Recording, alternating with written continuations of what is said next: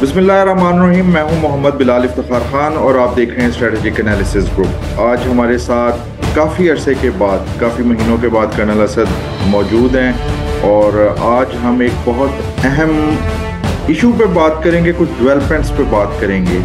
इस वक्त जो पाकिस्तान के अंदर हालात चल रहे हैं, एक हमें नफसा नफसी का ही दौर नज़र आ रहा है। अंदरूनी सियासत इतनी गर्म है, इल्जामात, काउंटर इल्जामात और पता नहीं क्या क्या कुछ हो रहा है।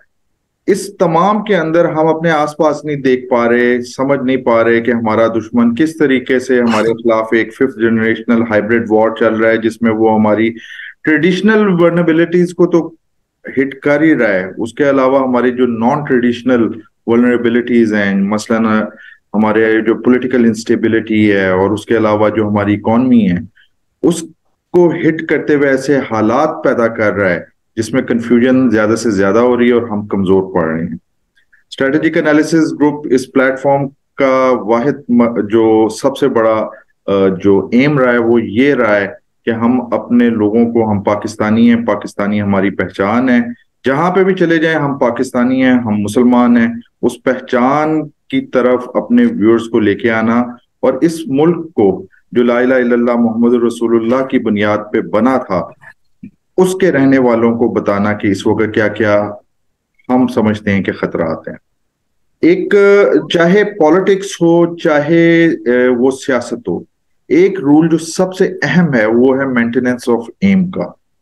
हमारा हमसाया मुल्क इंडिया, जहां पे 2014 में जब से बीजेपी और हिंदुत्व की सरकार आई है, हम देख रहे हैं कि हम तो अपने एम्स गंवा रहे हैं, लेकिन इंडियन इस वक्त लीडरशिप पिछले 2014 से अब तक एक एम के ऊपर बिल्कुल सीधी चल रही है और उसमें कोई लचक नहीं दिखा रही।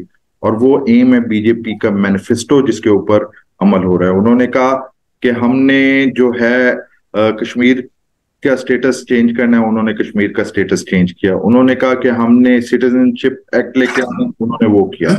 अब उसी एम का एक आखिरी हिस्सा जो है पाकिस्तान से मुतल्लिक, वो पाकिस्तानी कश्मीर पे इंडिया की गंदी नजर है। और हम लोग जो या तो बहुत मासूम लोग हैं या हम चीजों को समझ नहीं पाते हैं। इंडिया के साथ दोस्ती की यहाँ पे कई लोगों को बहुत शौक रहता है और यही शौक था जिसकी वजह से हम जो एक अच्छा जो है ख्याल गुमान लेके गए इंडिया में। हमारे फॉरेन मिनिस्टर, आप फॉरेन मिनिस्टर बिलावल जरदारी भुट्टो को सपोर्ट करें ना करें, आप उनकी सियासत को पसंद करें ना पसंद करें, लेकिन ये एक हकीकत है कि वो पाकिस्तान के फॉरेन मिनिस्टर हैं। और जिस वक्त वो इंडिया में जाते हैं और इंडियन गवर्नमेंट, इंडियन मीडिया अपनी कमजोरी बताता है, भाई दुश्मनी का भी एक मेयार होता है, लेकिन हम देखते हैं कि हिंदुस्तान के अंदर तो वो दुश्मनी का भी मेयार हमें नजर नहीं आता। जिस तरीके से उनको शर्मिंदा करने की कोशिश की जाती है, ये अलग बात है कि जितना वो तेज बनने की कोशिश करते हैं उतना खुद इंटरनेशनली बेइज्जत हो जाते हैं। हमारे फॉरेन मिनिस्टर वहां पे जाते हैं, खुल के अपना मौकफ अदा कर जो है लोगों को बताते हैं और वापस आ जाते हैं। इन द मीन वाइल हम देखते हैं कि कुछ इंडियन एनालिस्टों में, जिसमें कर्नल परवीन सानी जो हैं वो अहम है, उन्होंने हाल में वीडियो भी की है कि हिंदुस्तानी फौज किसी खुशफहमी में ना रहे कि वो कश्मीर के ऊपर जो है हमला करेगी और जो है अपने ऑब्जेक्टिव्स हासिल कर सकेगी। यही हमारे आज के मौजू हैं। तो सर, सबसे पहले आपका मैं कमेंट चाहूंगा कि सर वो म्यार होता है सर, ये यानी कि दुश्मनों का भी एक म्यार होना चाहिए। और हम हिंदुस्तान की तरफ जब देखते हैं तो बड़ा अफसोस होता है कि इतना कम ज़र्फ, इतना घटिया किस्म का सर हमारा हमसाया है। और हमारे जिन्ना ने, हमारे कायदे आजम ने जब ये मुल्क आजाद हुआ तो उन्होंने कहा था कि ये पाकिस्तान जो है बेसिकली नॉर्थ की तरफ से हिंदुस्तान के दिफा की लाइन होगी। लेकिन यहाँ पे तो हम जो देख रहे हैं जिस तरीके से हिंदुस्तानी, और बिलावल ने बिल्कुल सही कहा जो शॉट भी अभी चला, कि ये तो नफरत में इतना हद तक आगे पहुंच गए कि ये चाहते हैं कोई मुसलमान बाकी ना रहे, हर मुसलमान टेररिस्ट डिक्लेयर हो जाए और तबाही बर्बादी हो। क्या कमेंट देंगे सर इंडियन इस फॉरेन पॉलिसी और डोमेस्टिक पॉलिसी के बारे में? बिस्मिल्लाहिर्रहमानिर्रहीम। Bilal, thank you very much. बिल्कुल आपने ठीक कहा। हम काफ़ी महीनों के बाद एक यहाँ से इकट्ठे हो रहे हैं। फाइन, बड़ी ही फ्लूइड सिचुएशन है एवरीवेयर। इस रीजन की भी बात करें, दुनिया की भी बात करें, विद इन द कंट्री बात करें, विद इन इंडिया पाकिस्तान भी अगर आप देखें तो बहुत सारी चीज़ें आपको एक लिहाज से नज़र आती हैं। But fine, that's how the things are. जो आपने बात की है इंडिया की, इंडियन फॉरेन मिनिस्टर की, बिलावल जरदारी के वहाँ पे विजिट की। बिल्कुल आपने ठीक कहा कि हमारे कितने मर्जी है इख्तलाफात हो सकते हैं ओके जी बिलावल जरदारी से, पीपल्स पार्टी से, लेकिन जब हम मुल्क की बात करते हैं और जब आपके मुल्क का वजीर खारजा होता है, तो हम जैसा भी कह लें वो तो हमारे अपने घर के इख्तलाफात हैं। हम अदरवाइज तो हम सारे के सारे इकट्ठे हैं, और मैं समझता हूँ कि पूरा पाकिस्तान जो है वो पाकिस्तान के वजीर खारजा के साथ, उनके नैरेटिव के साथ, और जो कुछ उन्होंने वहां पर जाके कहा, जिस तरीके से उन्होंने, मेरा ख्याल है कि चाहे कश्मीर की आप बात करते हैं, इंडियन टेररिज्म की बात करते हैं, उनके फास्ट फ्लैग ऑपरेशंस की बात करते हैं, मेरा ख्याल है बिल्कुल ठीक है क्या से पॉइंट उठाए हैं। और दूसरी तरफ अगर हम देखते हैं, हम अक्सर ना, मैं आपसे बताऊं बिलाल के मैं नॉर्मली बात करता था कि जयशंकर को अगर आप देखते हैं और उनका पास्ट एक्सपीरियंस आप देखते हैं, he had been in foreign service for 38 years, ये बहुत बहुत बड़ा एक टेन्योर भी है, और एक वर्सटाइल एक्सपीरियंस तो एक अलग रह गया ना, कि सिर्फ आप कहें जी कि नहीं, आप एक सफारतकार की बोली आप बोलते हैं, जिस तरीके से उसका बॉडी लैंग्वेज होता है, जैसे दिल में उसके कुछ भी हो, दिमाग में कुछ भी हो, लेकिन मुंह के ऊपर एक लिहाज से कुछ और बात होती है। बट अनफॉर्चुनेटली मेरा ख्याल है ये आपने ठीक कहा कि जब आप बेसिकली, चाहे आप ये कह सकते हो कि एक छोटी हुकूमत है, एक छोटी हुकूमत के ऊपर बोने टाइप के लोग जो हैं इंडिया की मैं बात करता हूँ वो बैठे हुए हैं, तो मेरा ख्याल है कि जो जयशंकर जैसे लोग हैं ना, वो भी फिर नौकरी बचाने के लिए कंप्रोमाइज करते हैं, और कंप्रोमाइज करके, और जिस तरह की स्टेटमेंट्स आपने दी, बिल्कुल मैं समझता हूँ कि अगर इंडिया के अंदर इतना ज़र्फ नहीं था तो बिल्कुल ठीक है भाई। पहली बात तो ये है कि आप वो कहते जी नहीं हम नहीं होस्ट कर सकते, अगर करते हैं तो साफ मना करते कि हम पाकिस्तान को वेलकम नहीं करेंगे। बट क्योंकि मुनाफिक है ना, हिपोक्रेट्स हैं, हिपोक्रेट की निशानी ये होती है कि मुंह पे कुछ और होता है और उसके बाद इसके अलावा कुछ और होता है, और वार भी ऐसे ही करता है। ऐसे के एक ये जो कुछ भी स्टेटमेंट्स दी इनके फॉरेन मिनिस्टर जो है इंडिया के, एक्सटर्नल अफेयर्स मिनिस्टर इनको कहते हैं, तो इट्स नॉट ओनली पाकिस्तान की तो बात करें हम, तो definitely emotionally it's a very charge nation, but दुनिया के अंदर भी जहां जहां सफारतकारी होती है तो उनके इस तरह के बयान, इस तरह की स्टेटमेंट को, और मैं इसको कहूंगा कि इस तरह की जो बेहुदा बातें थी और पाकिस्तान के बारे में जो उन्होंने कही, तो मेरा ख्याल है उसको किसी ने ऐसा नहीं है कि आप ये कहें कि नहीं उसको अप्रिशिएट किया हो, या ये कहो कि नहीं आपने बड़ा अच्छा काम किया। बट ये ऐसे ही है ना कि जब कोई शर्म हो या किसी में होती नहीं है, और उनको अगर फहमी हो जाती है कि नहीं वी आर ओके जी super power of the region, actually उनको ये गलत फहमी है कि मे बी 600 बिलियन जो है, 600 बिलियन उनका फॉरेक्स रिजर्व है, दुनिया टूट पड़ी है क्योंकि ऑलमोस्ट को 1.5 अरब के करीब आबादी होती जा रही है इंडिया की। तो विदाउट रियलाइजिंग कि जी ये तो बेसिकली बाहर की दुनिया आती है इनको चीजें बेचने के लिए, और अदरवाइज भी अगर आप देखें कि 70% जो इंडिया को आज भी जिस तरीके से देखते हैं, तो डू यू थिंक कि मतलब ये अपने आप को क्लेम करते हैं कि हम इतनी बड़ी कुव्वत हैं, इक्तसादी कुव्वत हैं, हम ये कर रहे हैं वो कर रहे हैं, इट्स नॉट लाइक दैट। एक फाल्स कर्टन है जो उन्होंने अपनी सोसाइटी पे एक लिहाज से फैलाया हुआ है। The things are totally different in India. और but I would simply say कि ये जो कुछ भी है मेरा ख्याल है कि it has brought bad name to already, जिसको कहते हैं tainted style of Narendra Modi, या उनकी जो शैतानी ट्रैक है, और फिर जयशंकर भी एक्चुअली उसी जद के अंदर एक लिहाज से आ गए। और मैं अभी भी कभी सोचता हूँ कि वट एवर उस प्रेस कॉन्फ्रेंस के अंदर जो कुछ जयशंकर ने कहा, कभी वो अकेले बैठ के अगर वो सोचे तो ही विल नॉट बिलीव कि this is what he had been uttering. यानी आपके घर पे आप बुलाते हैं किसी को मेहमान एक लिहाज से कहते हैं, ठीक है भी कॉन्फ्रेंस है ना, आप एससीओ का एक लिहाज से हिस्सा है, तो एक डिसेंसी होती है, एक कर्टसी होती है, फिर एक ग्रेस होती है किसी भी नेशन का ना। एक आप कह सकते हैं कि नहीं वो जो भी है वो दुश्मनी भी करते हैं तो वो बड़े हायर पेडिस्टल पे जाके दुश्मनी करते हैं, बट अनफॉर्चुनेटली ये छोटे लोग हैं। नरेंद्र मोदी को देख लें, उसके बड़ा जिस तरीके से चैलेंज करना पाकिस्तान को, सारा कुछ है, आपने थोड़ा सा तस्करा किया अपने ओपनिंग नैरेटिव के अंदर भी, बट प्रैक्टिकली मैं ये कहूँगा कि हाँ ये छोटे लोग हैं, और ये मेरा ख्याल है इनको वो दिन ज्यादा दूर नहीं कि जब ये अपने जख्म खुद अपने हाथों से, अपनी जुबान से चाट रहे होंगे। That's what I can say about them. Sir Pakistan के सफर, ji ji ji sir, ji, sir please continue. कि पाकिस्तान को इसलिए फर्क नहीं पड़ता कि पाकिस्तान है ना अ, किसी रीजन के मुल्क के अंदर मुदाखलत कभी नहीं की, नेवर। हकीकत में मैं आपको ये बताऊं, और इंडिया का अगर वो मतलब जिसको कहते हैं थोड़ी हिस्ट्री देखें, एक चैकट हिस्ट्री की बात करते हैं, ब्लैक हिस्ट्री की बात करें, उसकी इन्वॉल्वमेंट आपको नेपाल में नजर आएगी, आपको श्रीलंका के अंदर, बांग्लादेश के अंदर, भूटान के अंदर, पाकिस्तान के साथ तो 1947 से ये सारा सिलसिला चल रहा है। दहशतगर्दी की जंग जो 2002 के बाद शुरू हुई है, अगर हमने 80,000 जाने दिए तो उसमें से 90% या 95% तो वो हैं कि जो कि बेसिकली इंडियन बैक टेररिज्म था, जो कि पाकिस्तान ने जिसको सफर किया है क्यास से। और what a shameful attitude of the Indian government और उनका जो फॉरेन मिनिस्टर है, the way he was talking, the way मतलब terrorist state is basically India. Terrorist जो है वो इंडिया तैयार कर रहा है दूसरे मुल्कों में मुदाखलत करने के लिए।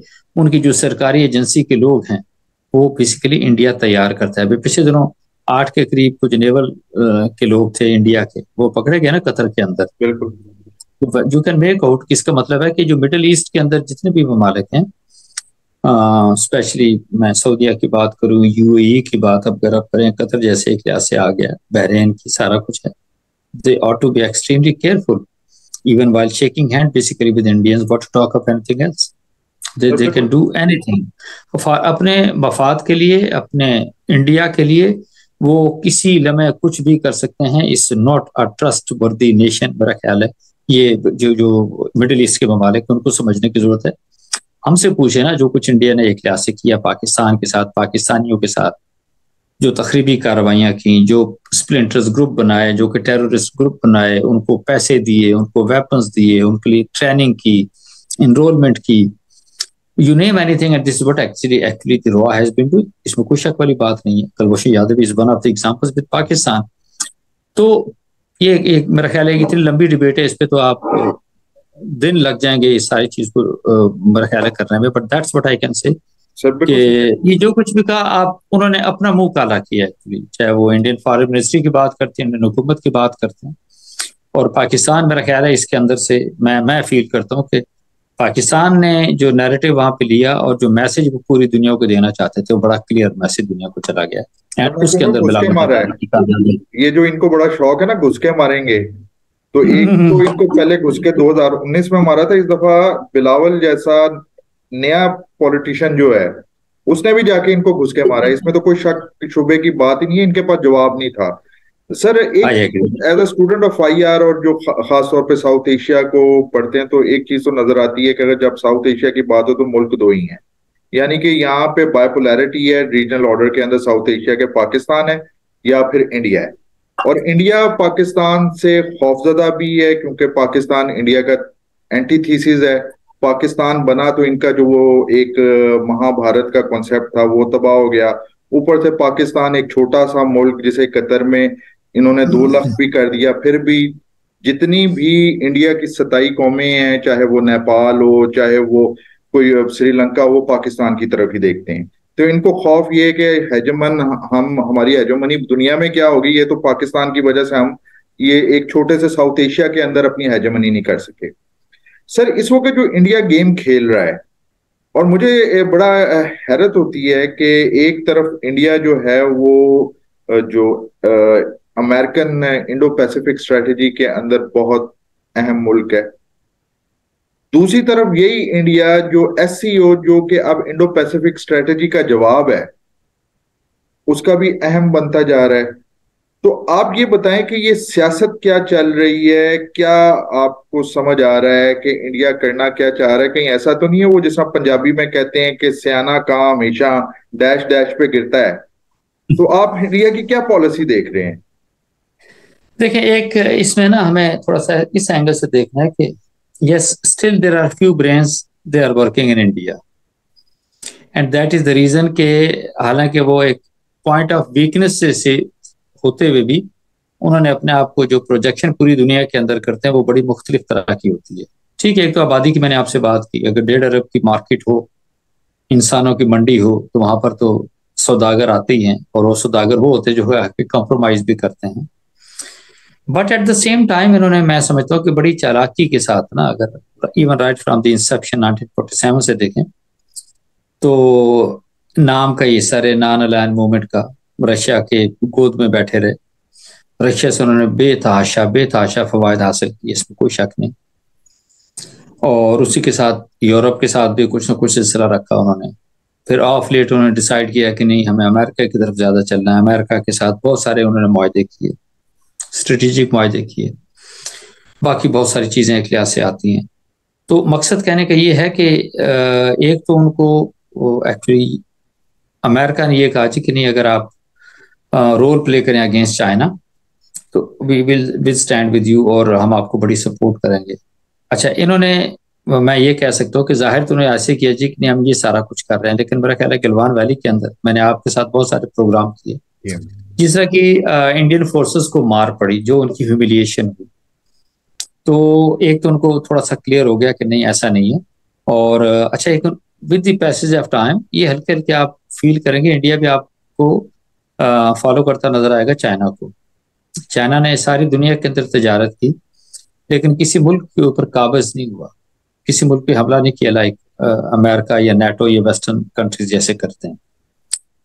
तो इंडिया ने इनिशियली तो ऐसे इरादा जाहिर किया, जब गलवान वैली में मार पड़ी, ग्राउंड रियलिटीज के अंदर आए, एससीओ का हिस्सा एक लिहाज से बने, 2+2 तो एक लिहाज से आप करते हैं, तो प्रॉब्ली अब वो थोड़ा सा ना उनकी जो मोहब्बत है अमेरिका के साथ, आई डोंट से कि ठंडी पड़ गई है, लेकिन वो इंडिया मेरा ख्याल है उसके अंदर थोड़ा सा ज्यादा एक्सपोज हुआ है, मैं तो आपसे ये कहूंगा।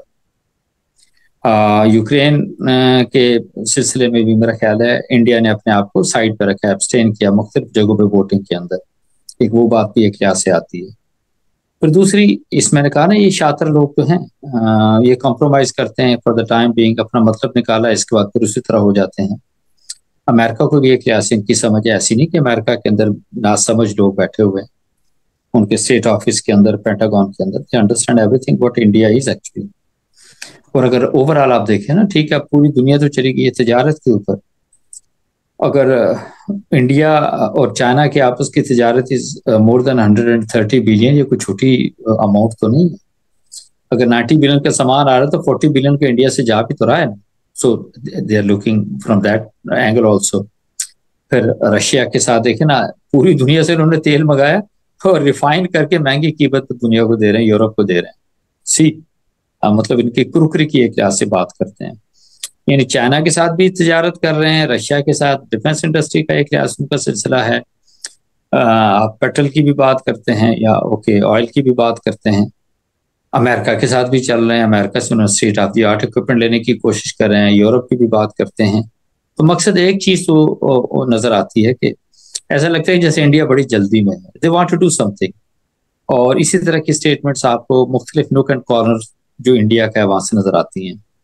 कभी उनकी जो मिलिट्री के जो लोग हैं सीनियर हराकी, वो आपको फील कराते हैं कि नहीं, अगर हमें हुकूमत कहे तो हम तो अगले चंद महीनों के अंदर देखिए हम क्या कर लेंगे।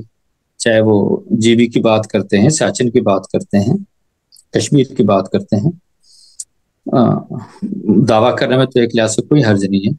पर नॉर्मली ना एक चीज है कि इंडिया, ठीक है आप कह सकते हैं जी कि हाँ ये धमकियां भी आप दे सकते हैं, लेकिन जनरली मैं आपसे ये कहूँ कि एक ये मैसेज भी देना बड़ा जरूरी है कि वो बड़ी समझदारी के साथ और कैलकुलेशन करके पाकिस्तान की तरफ आए। मेरा ख्याल है जो कुछ उनके साथ फरवरी 27 2019 में हुआ और जिस तरह उनको पूरी दुनिया के अंदर हजीमत उठानी पड़ी, they turn out to be the laughing stock for the entire world, कि जहाज गिरे तो क्लेम कुछ और कर रहे हैं लिहाज से, फिर ये किया वो किया।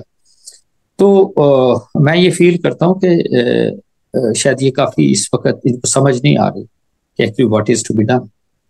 उनको प्रॉब्लम है, जीबी की बड़ी प्रॉब्लम है, ठीक है, सियाचिन की, कश्मीर की बड़ी प्रॉब्लम है, प्रॉब्लम तो उनको रहेगी 75 सालों से, तो आगे भी हो सकता है 75 साल, क्योंकि सैनिटी प्रिवेल नहीं करती इंडिया के अंदर, तो ये सिलसिला तो कंटिन्यू रहेगा। But at the same time they also know कि जी किसी सूरत के अंदर भी ये कोई ऐसा टास्क नहीं है कि जिसको वो आप कहें जी कि उन्होंने सोचा और ओवरनाइट वो कंप्लीट कर लें। इट्स नॉट पॉसिबल, बिकॉज उनको पता है हमारे सामने क्या है। अगर आपकी जो कन्वेंशनल फोर्सेज हैं वो भी एक बेहतर रेशियो के साथ अगर इंडिया की कन्वेंशनल फोर्सेज के सामने खड़ी हैं, और एक वो भी फियर आता है फिर अगर कोई थोड़ा सा उसके अंदर कोई फर्क है तो फिर आपके पास नॉन कन्वेंशनल वेपन्स भी एक लिहाज से हैं, मिसाइल टेक्नोलॉजी भी है, ड्रोन्स की बड़ी सपोर्ट एक लिहाज से आपके पास है। तो द वॉर सिनेरियो अगर if India is thinking that way तो मेरा ख्याल is going to be totally different. और मेरा ख्याल है इस दफा ये नहीं होगा कि वो कोई फिर बच के जाएंगे अगर वो अटैक करने की कोशिश करते हैं या कोई ड्रामा क्रिएट करने की कोशिश करते हैं। And at the same time मेरा ख्याल है फिलहाल हमें ये भी we must be aware of it, अभी अगले साल इलेक्शन इनके आ रहे हैं और ये कुछ ना कुछ जरूर करेंगे, बिल्कुल इसमें कोई शक नहीं। छोटे लोग हैं, छोटे जहनीत के लोग हैं जो इंडिया को रूल कर रहे हैं, और पाकिस्तान दुश्मनी इज बेसिकली देयर थीम जब ये इलेक्शन की कैंपेन चलाते हैं। लोगों की हमदर्दियां लेनी होती हैं, आम जो लोग हैं इंडियंस उनको बेसिकली आप कहते हैं कि मिसमराइज करके और पाकिस्तान एनिमिटी के ऊपर ये सारा कुछ करते हैं, सियासत खेलते हैं, जो कि पाकिस्तानी नहीं करते। क्योंकि पाकिस्तानी, ये मैं जरूर कहूँगा, जनरली अगर देख लीजिएगा दुनिया के अंदर भी ना IQ लेवल पाकिस्तानियों का is much better than Indians. तो एक ये फर्क भी एक लिहाज से आ जाता है। ठीक है, हमारे इंटरनल डायनामिक्स थोड़ी सी इस वक्त इम्बैलेंस है, आई एम श्योर कि वो भी with the passage of time ठीक हो जाएगा।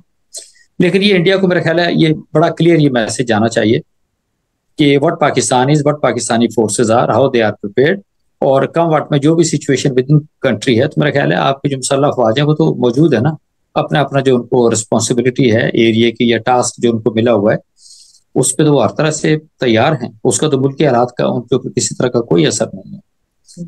तो ये मेरा ख्याल है एक बड़ा क्लियर मैसेज है, और दैट इज द रीजन कि वो गीदड़ भपकियां तो वो जरूर आपको देते हैं, बट अपने heart in the heart they know कि नहीं, the task is something very very difficult, और ऐसा they won't be able to do it. If they try to do it तो मेरा ख्याल है उनको इस दफा इतनी मार पड़नी जिसको उन्होंने कभी जिंदगी में सोचा नहीं होगा। और अगर आप याद करें ना, गलवान वैली के अंदर जो कुछ हुआ था इंडियन ट्रूप्स के साथ, कि सारी रात उनके जख्मी पड़े रहे, उनकी लाशें पड़ी रही, और इनके अंदर हिम्मत नहीं थी कि उनको आके उठा के लेके जाते। जब दिन का टाइम था तो फिर चाइनीज ने कहा जी आए अपने लोग जो जख्मी हैं उनको लेके चले जाए।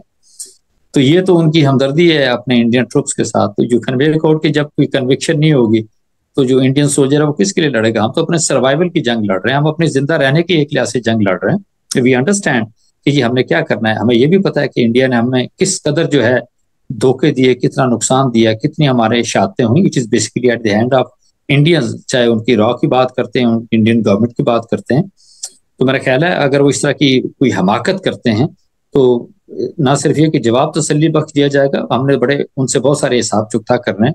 मेरा ख्याल है it will be the best opportunity कि सारे जितने भी स्कोर उनके साथ लेवल किए जाए। सर लेकिन फिर मैं वही बात करूंगा, आपको बीजेपी को एक क्रेडिट देना पड़ेगा, 2014 से अब तक अपने मैनिफेस्टो के ऊपर वो 100% अमल भी कर रहे हैं और इम्पॉसिबल को पॉसिबल करके भी दिखा रहे हैं। आपने बिल्कुल सही कहा कि चाइना के साथ जो गलवान में जो चाइनीज ने इनके साथ किया, जो कि आखिरी हमने किस्त देखी जो दिसंबर में लास्ट ईयर हुआ है सर। लेकिन एक चीज पक्की है कि इस दफा हमसे गलतियां हुई, बहुत ज्यादा गलतियां हुई, और हमने ये भी देखा कि चाइनीज बेसिकली जो LAC के पार आए उसमें उन्होंने हमें फायदा दिया कि सियाचिन को जो रूट है दौलत बेग ओल्डी वगैरह वहां पे चाइनीज बैठे हुए हैं, इंडिया के लिए मुसीबत वहां पे उन्होंने डाली हुई है और वो पीछे नहीं हटे हैं। और अभी तो रिसेंटली जो एक खुशखबरी भी है कि 10 साल हम CPEC की तकरीबात भी चाइनीज चाह रहे हैं कि हम करें। तो इसका मतलब ये चाइनीज एक अपनी मोहब्बत शो करें, एक दोस्ती हमारे साथ शो करें। अब इंडिया के लिए कश्मीर की बात करना भी, पाकिस्तानी जो एडमिनिस्ट्रेट कश्मीर है या GB की, वो चाइना को सीधा इस जंग में लाने की बात है। और कश्मीर तो खैर प्लेबिसाइट का जो एक वादा था वो अभी तक चल रहा है। UNO जो है वो साउथ सूडान के अंदर तो फौरन काम कर देती है, ईस्ट तिमोर में कर देती है, लेकिन कश्मीर को इसलिए भूल जाते हैं कि शायद ये मुसलमान है या फिर वो ग्रेट पावर्स जो है उनका इंटरेस्ट नहीं है। तो आप क्या समझते हैं कि एक चीज तो हमने देखी ना कि जब पाकिस्तानी जो डॉक्ट्राइन्स चेंज होती रही, इंडियन ने उसी हिसाब से अपने आप को किया। जब हमारे थे मिनिमम क्रेडिबल डेटरेंस की स्ट्रेटेजी थी तो उन्होंने कोल्ड स्टार्ट निकाल ली। उनकी कोल्ड स्टार्ट के मुकाबले के अंदर जब हमने फुल स्पेक्ट्रम अपनी डॉक्ट्राइन दी तो उनकी तरफ से फिर ये सर्जिकल स्ट्राइक्स शुरू हो गई, और सर्जिकल स्ट्राइक भी लास्ट में कोई देख नहीं सकी क्योंकि पॉलिटिकल विल थी जिसकी वजह से हमने एस्केलेशन लैडर जो है वो क्लाइम की और इंडियंस उस एस्केलेशन लैडर को क्लाइम नहीं कर सके। तो अब आप क्या देखते हैं, इलेक्शन सर पे हैं, किस किस्म की मस्खरी जो है हिंदुस्तान कर सकता है? लेकिन जैसे आप कहते हैं ना कि दुश्मन वो है जिसका ज़र्फ नहीं है, बेशक और कमजर्फ दुश्मन से you can expect anything. Sir. जब हाँ, इनका कोई स्टैचर ना हो, इनके कोई नॉर्म्स ना हो। दुश्मनी के भी बड़े नॉर्म्स होते हैं ना, आपने ख्याल रखना होता है। तो यू कैन एक्सपेक्ट एनीथिंग। यानी अगर देखें ना कि ये इस कदर जालिम लोग हैं कि अपने पर्सनल इंटरेस्ट के लिए, बीजेपी की अगर हम बात करें, तो ये अपने सोल्जर्स को उड़ा देंगे। ऐसे ही। ठीक है, बॉम्बे अटैक करा देंगे। इसके बाद और बहुत तरह के फास्ट फ्लैग ऑपरेशन, पठानकोट आपके सामने है, उड़ी की हम बात करते हैं।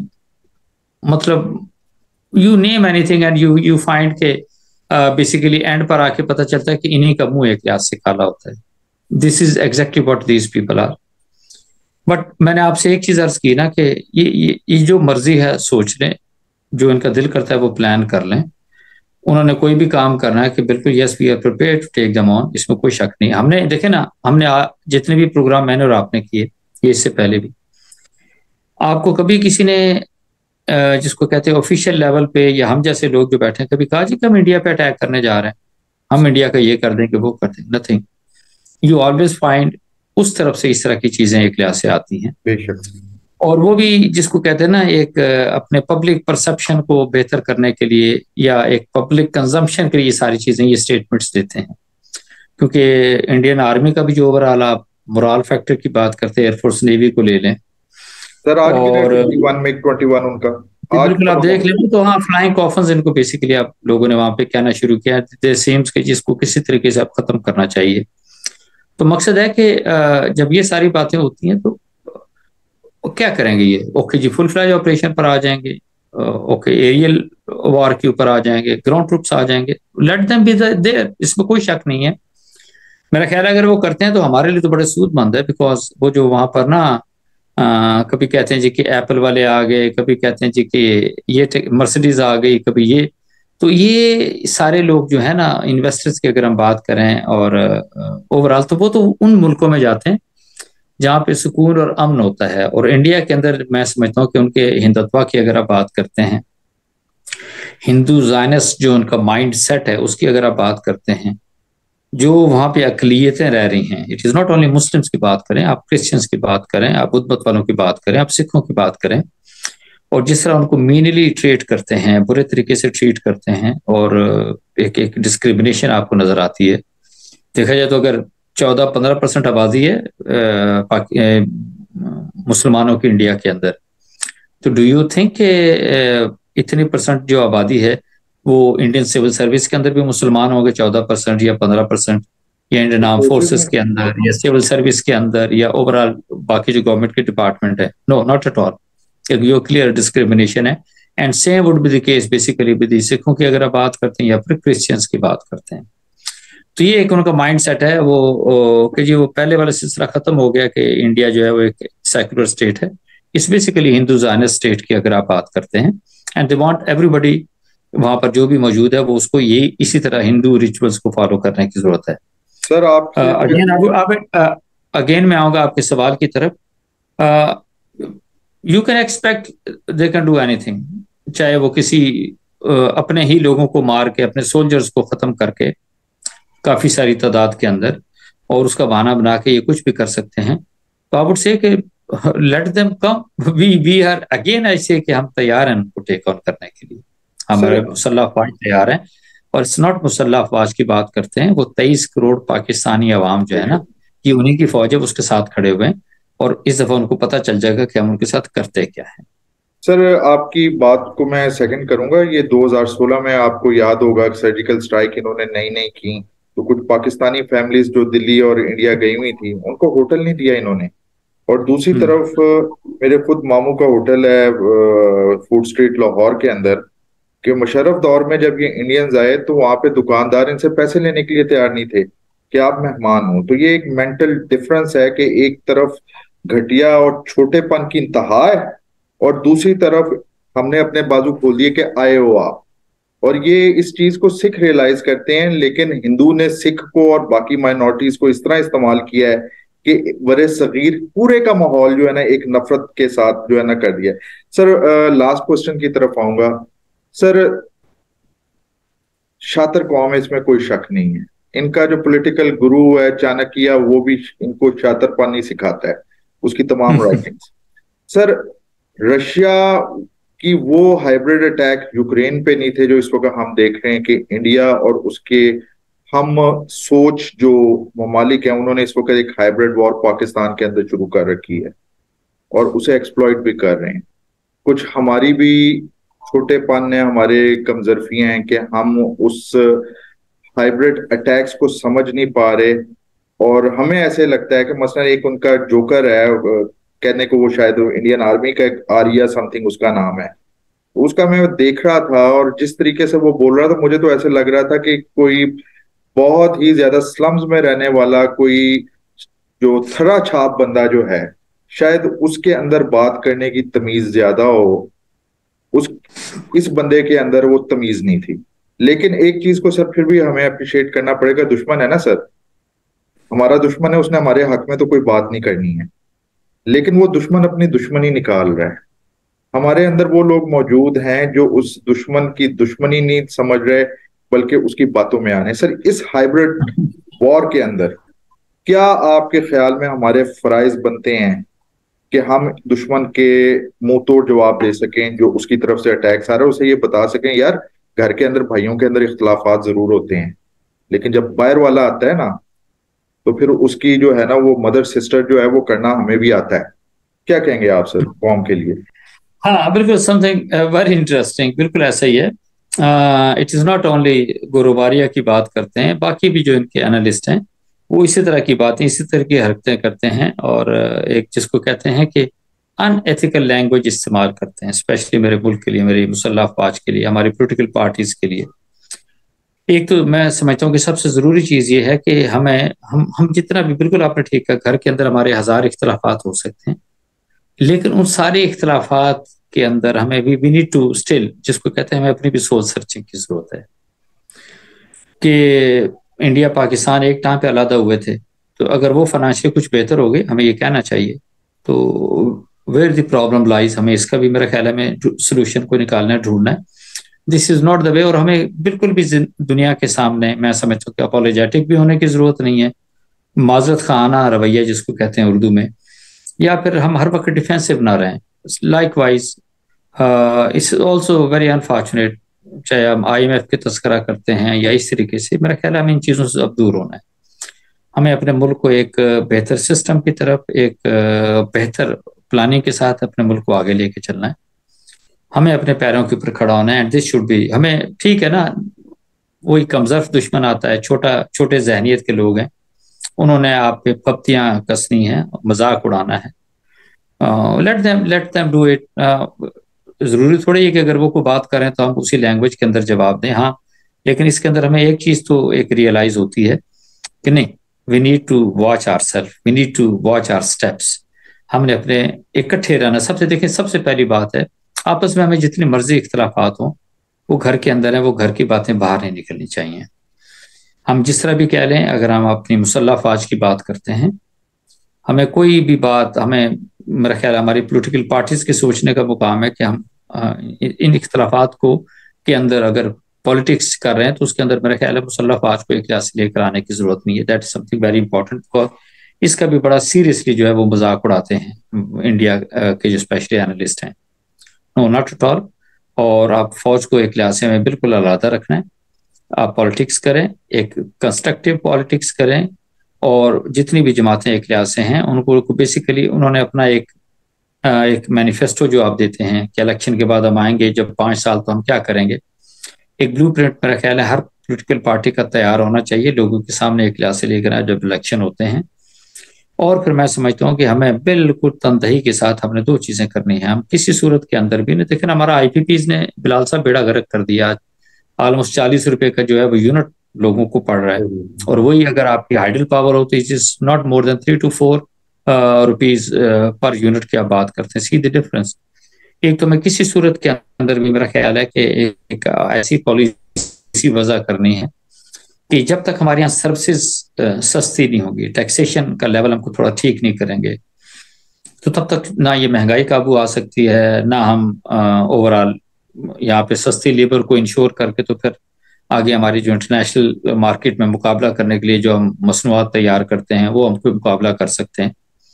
बहुत कुछ करने की एक्चुअली में आपसे ज़रूरत है, but at the same time I would से हमें सिर्फ एक काम करना है कि जो पाकिस्तानी जिस जगह के ऊपर है, अल्लाह ताला पर एतमाद करते हुए अपनी मुसल्लह अफवाज के साथ जुड़े हुए, मैं आपसे बताऊं, मेरा ख्याल है हमें सोचना है कि नहीं, हमने अपना जो काम करना है ईमानदारी तनदही के साथ करना है, अपने मुल्क के लिए करना है।